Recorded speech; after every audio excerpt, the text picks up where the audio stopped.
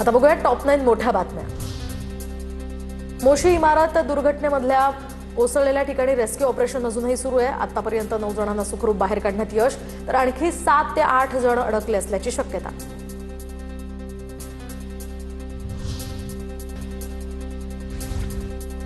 तर हिंगोलीसह अनेक गावांना मध्यरात्री 3 ते 4 वेळा भूकंपाचे धक्के। 4.6 इतकी भूकंपाची तीव्रता असल्याची माहिती। केंद्रात भूकंपाची नोंद। हिंगोली, परभणी आणि नांदेडमध्ये बसलेले भूकंपाचे धक्के लातूर जिल्ह्यामध्ये सुद्धा जाणवले आहेत। उदगीर शहरातील भूकंपाचे हादरे सीसीटीव्हीमध्ये कैद। धक्क्यानंतर जनावरे आणि कुत्रे घाबरल्याचं दिसून आलंय।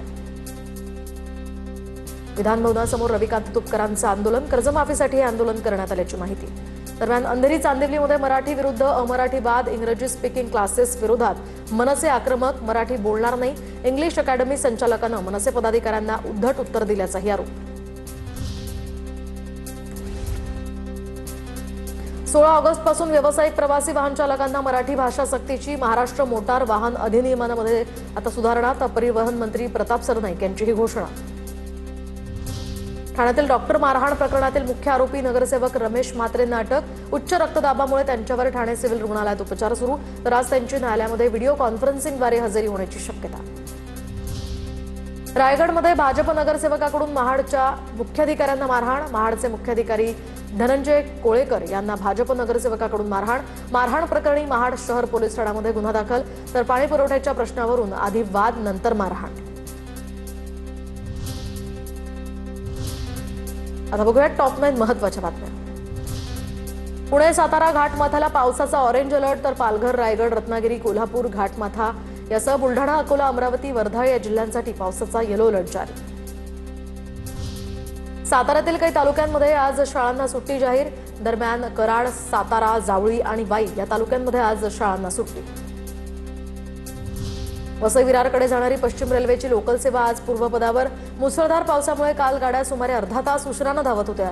तर आज पावसानं सुद्धा विश्रांती घेतल्यामुळे प्रवाशांनाही मोठा दिलासा।